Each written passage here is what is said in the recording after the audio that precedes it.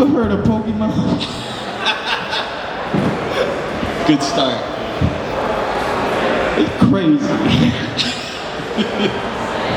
So I was a Digimon kid, and I got made fun of a lot for liking Digimon more than Pokemon. You can interject as much as you'd like, because at this point I'm kind of just riffing. No, I'm in. I like it. So I always argued that they were better because they could talk. Like, Pokemon basically just would say their name all the time, which is like cool and all, the fact that they have the power of speech.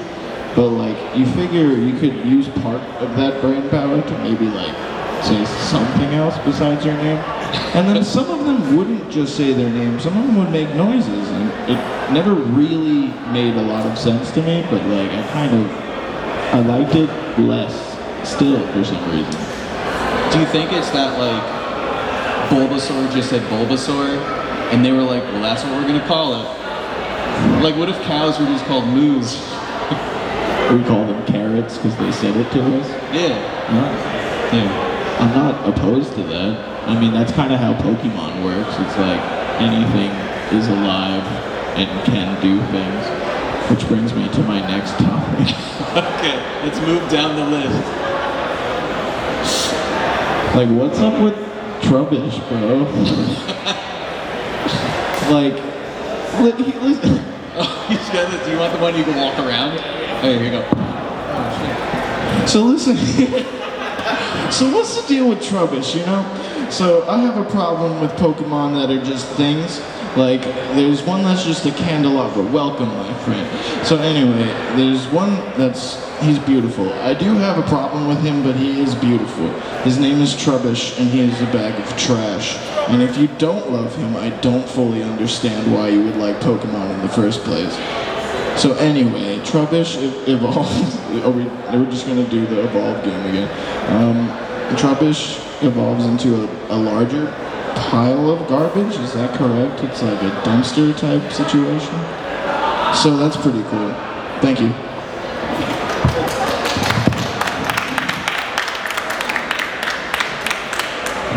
I got my 1 second of beat comedy, so that was pretty cool. I like that.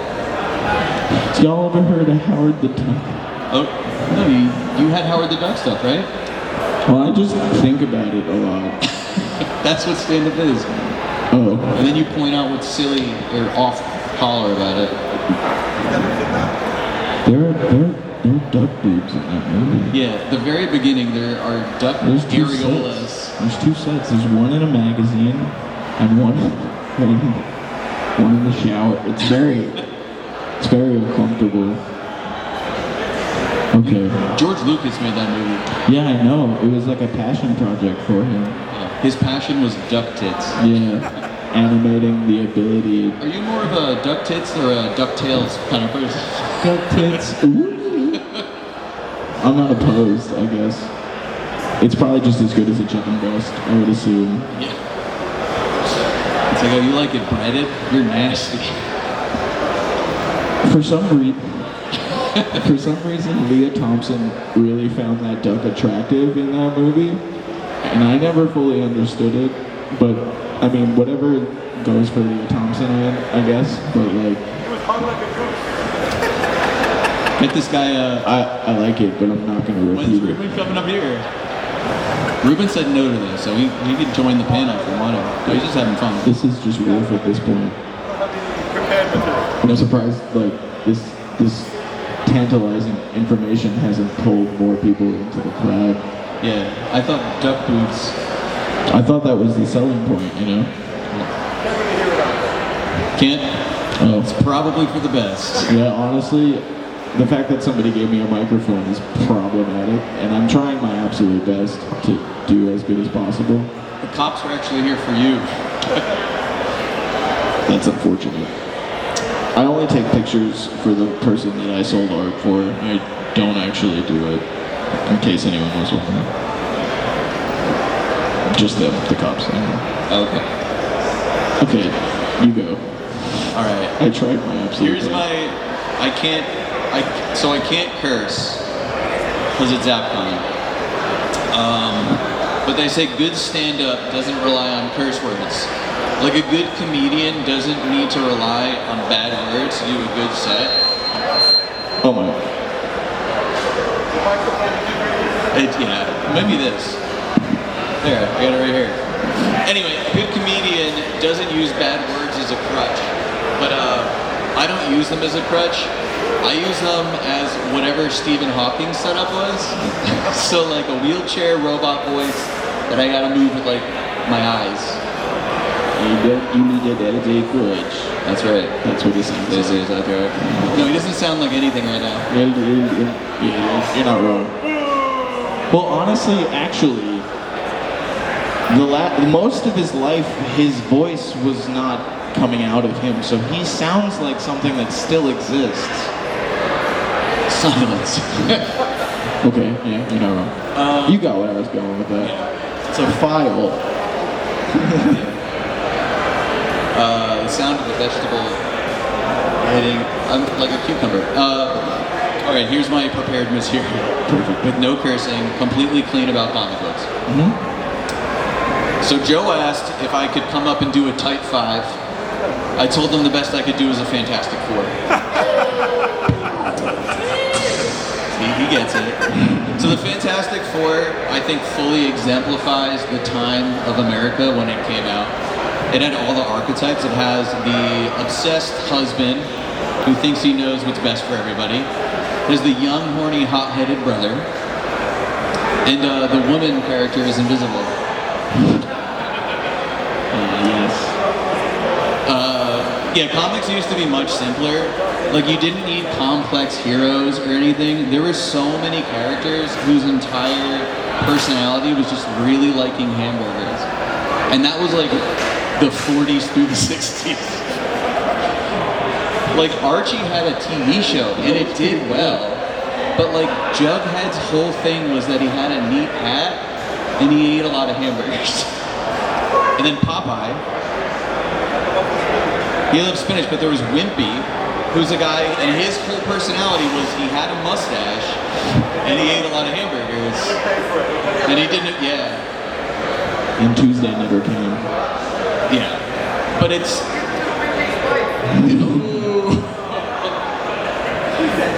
But then They don't have the microphones, it's fine. They can say whatever they want. You can, yeah. So, but then the 70s came around and things took a dark turn. You go to the comic bullpen, and somebody's like, hey, I have a really great idea for Green Arrow's little sidekick. And the guy's like, oh, awesome. Let me guess, he's obsessed with burgers? And they're like, no, close. Heroin. It was dark stuff. Like, That's good. nobody goes to rehab for burgers. The best you get is like a reality show on TLC. And that's like if you're really lucky. So I saw the Flash movie on HBO Max. No, it's just Max now. Yeah, it's just Max. I saw it on my friend Max gave it to me. So I watched The Flash. That was the ugliest movie I have ever They seen. did such a bad job. They did. It's a very ugly movie. The special effects in that movie are about as believable as Ezra Miller's alibi. They say crime doesn't pay, and apparently it doesn't do too much for box office either. Who knew 2 Ezra Millers was not what we needed?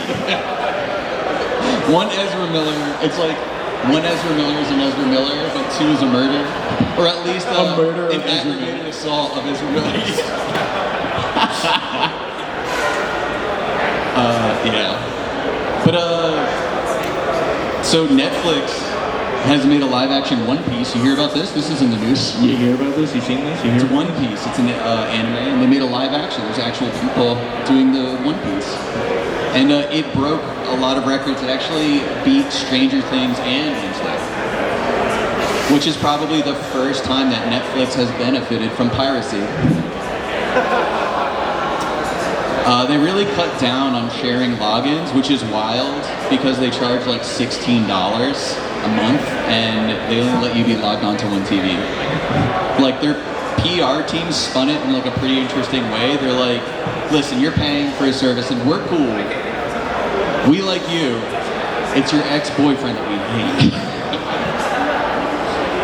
I'm not one to talk. I was on my ex's Netflix for like 2 years after we broke up.